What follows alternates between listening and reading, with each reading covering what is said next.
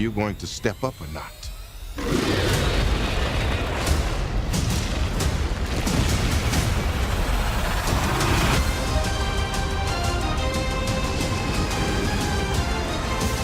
gotta get you guys out of here. Get on the jet. Who are you? I work with Spider-Man. You work for Spider-Man? I work with Spider-Man, not for Spider-Man. New plan. What's up, everybody? I'm here to do a review for Spider-Man Far From Home. And before I even get started, I have to acknowledge two things. One, this is actually three things. One, this is the last MCU movie to come out in 2019. Two, this is the last film of Phase 3. A lot of people thought that Phase 3 should have ended with Endgame, but no, it's ending with this one. So the next time we see any type of MCU movie, it will be next year, which will be the Black Widow film, which will most likely be a prequel because with what happened with her character in Endgame. She died. I mean, at this point, you should already know what happened because the movie's been out for how long now? Everybody should have seen it. But her character ended up dying. So it would have no choice but to be a prequel. And number three, the Marvel Studios and Disney and everyone over there, Sony, is very smart and strategic to release this movie on a Tuesday instead of on a Friday on the week of the 4th. And I say that because the kids are out of school. They're going to make their money through the holiday weekend, through this whole weekend, all the way through the holiday weekend. So I think that's very smart and strategic. So they're trying to make as much money as they possibly can. So I definitely give them kudos for that because the movie was originally supposed to come out the day after the 4th. And they said, no, let's go ahead and see how much we can make by releasing it at the beginning of the week, which is very rare for a movie like this, a superhero movie, to release on a Tuesday instead of on a Friday. But hey, they took full advantage of it. I can't even knock them for it. Now let's get into the review. So Spider-Man Far From Home pretty much happens pretty much immediately after everybody comes back from the snap that happened in Endgame. In the movie, they call it a blip. That's what they called it because they didn't have a technical term for it. That's what the kids were calling it. They called it a blip. And what's interesting is that the people who got affected by the snap, when they came back, they never aged. So the people who were still around after the snap happened 5 years in the future, and they've already like grown up, and everybody still who came back still pretty much looks the same. They never aged. And so it's almost like if you were older than the person that you were and y'all were close in age, now you're older than that person, if that makes sense. So it happens right after the snap.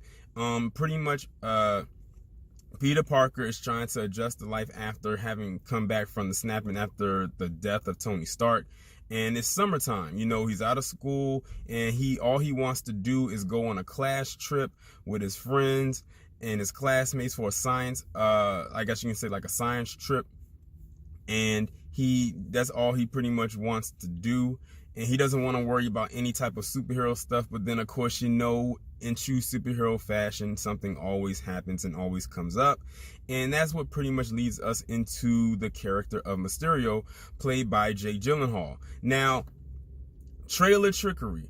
They'll have you, like, if you looked at all the trailers that involved the Mysterio character, they'll have you to believe that Mysterio in the trailers was this good guy. He was helping out, fighting these elemental characters, which was based off of earth, wind, water, and fire.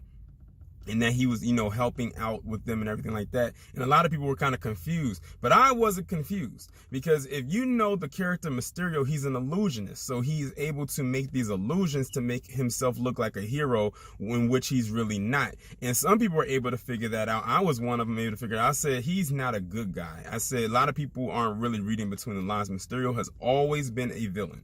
In the cartoon, he was a villain. In the comics, he was a villain. And I always liked Mysterio because he was like, he had all these special effects and everything like that. Not to take away from any of the other ones, but Mysterio has always been one of my favorite villains. And when I found out that Mysterio was going to be a villain in Spider-Man Far From Home, I said, I'm already sold. I'm glad that they're not rehashing villains from the old Spider-Man. Like you had Green Goblin, we had Dr. Ock, we had Lizard Man, we had Electro, we had Venom and Sandman. So I like that they're rotating their villains around and they're not rehashing the same ones over and over, unlike X-Men, who like to constantly use that Phoenix Saga storyline every chance they get. But use your villains. Spider-Man has very good villains, and I like how they use them. And people were really questioning whether Jake Gyllenhaal could play Mysterio or not. Let me tell you, I actually really enjoyed his portrayal of Mysterio. Like, he really captured who Mysterio is as a person. He's a man of mystery. That's basically what he is. You don't know what he's all about. He's, like I said, illusionist, full of trickery. He's a master manipulator. That's who Mysterio is, and that's all he's always been to know if you follow the comic of Spider-Man. And that's basically, pretty much what it is. You have Nick Fury, and shout out to Samuel L. Jackson. This is his 5th movie this year. He's been in Glass, Captain Marvel, Avengers Endgame, Shaft, and now Spider-Man Far From Home. Like, he's been in 5 movies this year, and 3 out of the 5 are a part of the MCU. I can't even knock Sam Jackson for his work ethic. And mind you, this man is 70 years old and doesn't even look it. And he's still able to, work and do all of these things. And he is Nick Fury. Like, what else can you say? He's Nick Fury. He basically has to call on Spider-Man to want to do these missions. Peter Parker does not want to do that. He just wants to be a kid. He wants to be on vacation. He wants to be with the MJ character, played by Zendaya. Now, I will say they gave Zendaya more screen time in this one, because in Homecoming, she didn't have that much screen time at all. If I had to count, she probably in Homecoming, she was probably on the screen probably at most 25 minutes. If you break up all the scenes that she was in. In this one, she had way more screen time, a little bit more to do. And I like how they are starting to develop the Peter Parker MJ relationship, like how they do in the comics. Now, I will say this, her initials are MJ, but if you saw Homecoming, she revealed at the end that her name is Michelle Jones, not Mary Jane. So it's like they're moving away from the Mary Jane character, and they have this Michelle Jones character, but it's basically the same person, but 2 different names, if that makes sense. So they still have that whole Peter Parker Mary Jane relationship, except her name is not Mary Jane, but they do call her MJ like they do in the comics, for short, for abbreviating her name. There were a few things that I did like with this movie. One thing I did like, and this might have a little bit of spoilers, there was one scene that this scene probably was the best scene, and I bet in 3D it probably would have looked awesome, was the visual effects that they used for Mysterio. Like, they really captured his powers. Like, I don't know how they were able to do it, but advanced technology today is great. But the scene where Peter Parker was going through the illusions of trying to fight through all the different illusions that Mysterio was putting up against him, and none of it was real, that scene right there was very, very good. Like, that scene is the one that out of all of the scenes literally had me engulfed into the movie at that point. That whole scene right there. I also like the part where Peter also had to fight through it was like a drone strike, and he had to fight through the illusions of that, and he used his Spidey senses, but they call it a Peter tingle, but it's really Spidey senses in the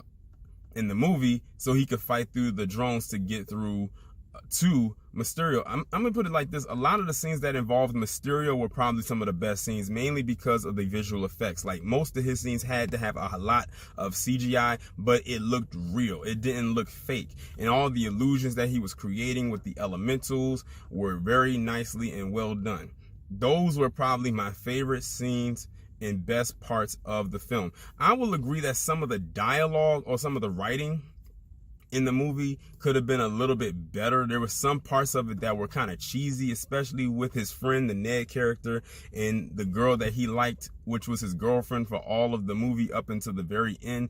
I'll agree that some of their dialogue was very cheesy and kind of cringy at times. I was like, okay, like, they could have wrote this a little bit better. So I think the writing in this could have been a little bit better for certain well, actually, for a lot of the characters could have been better. I think the people who got the best lines was Mysterio, Spider-Man, and MJ. And of course, Nick Fury. Sam Jackson gonna make sure that he ain't gonna say no corny shit. But other than that, like, the kids that were there, like, a lot of their lines were very, like, corny, like, real cringy. And I think a lot of people can agree with me. I think that the writing could have been a little bit better for their characters. But all in all, I really did enjoy the movie. Oh, make sure y'all stay tuned, like stay after. There's 2 post-credit scenes. I'm not gonna spoil what they are, but but the one that comes before the post-credit scene, like the very last one, really sets up for the future of Phase 4 as well as the future of Spider-Man. And now that I think about it, the second one kind of sets it up too, because it's like you wasn't expecting to see what just happened. Like I said, I'm not going to spoil for you what it was. You will have to go see it for yourself, because I heard a lot of people said that the post-credit scenes was definitely worth staying for. So I was like, okay, I hope the hype is there. But then after seeing that, I was like, okay, now I see what the people were saying. But also, there's a cameo from a certain individual in this movie who we have not seen in a long time. And I'll give you a hint, it's not Stan Lee. Stan Lee made his last cameo appearance, unfortunately, in Avengers Endgame. There's no Stan Lee cameo in this movie. But there is a cameo from a person in this movie that we have not seen in a very long time. And I'm just going to leave it at that. When I saw him on my screen, I was like, oh, interesting. And that's pretty much it. If I had to give this movie a grade, I would give it an 8, only because the writing, in my opinion, for some of the characters was not that good, in my honest opinion. Like I said, some of it was cringy, and I'm just being completely honest. But I really did like the visual effects that they did with Mysterio. I really enjoyed it. They really couldn't really mess that up, because he is an illusionist, and because he's able to, create these images that you would believe are real, but they are not real. Then, if they mess that up, then the whole movie would just be shitty. But I actually thoroughly enjoyed the film. I'm sure people who are big fans of Spider-Man will enjoy this as well for what it is. Some people may not, because some people don't like Tom Holland as Spider-Man. I think he's actually a very good Spider-Man, because he actually is around the age of what Spider-Man should be. Not taking away from Tobey Maguire, because everybody likes to hold up the original, or Andrew Garfield because he came second. But I really did enjoy Tom Holland in this movie. And like I said, for me, it's for a grade, I would give it a B. Like I said, the writing could have been better, but the visuals was definitely good. But y'all let me know what y'all think about this down in the comments. Like, share, subscribe, and I will talk to you in the next one. All right, there was one more thing I had to add to, and I didn't realize until after I left the parking lot at the theater that there were 2 other things that really stood out to me for this film. And I don't know how I missed it. The suits.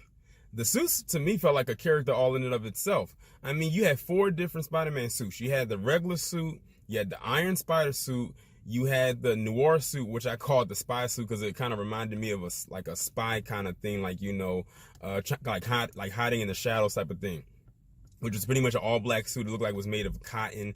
And that was one of the dopest suits in the movie, and I'm glad it got a lot of screen time.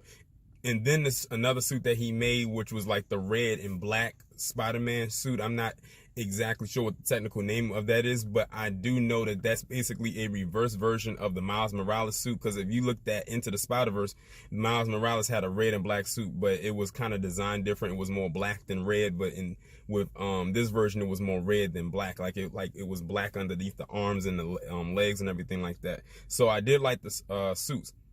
The last thing that I liked about the movie was when they were doing the fighting styles, like the choreography of the fighting. It kind of reminded me of the Spider-Man game that just came out. I think it was last year. Now, I never played the game, but I did watch the gameplay on YouTube, like hours of it. And the design and the fighting style of that game was one of the best games that came out last year. And I couldn't help but notice that the choreography of the fighting style for Spider-Man in this movie kind of mimicked the fighting style in that video game. So it made me wonder if they took some things away from that game to put into this movie. That's pretty much all I have to say right now. Y'all let me know what y'all think.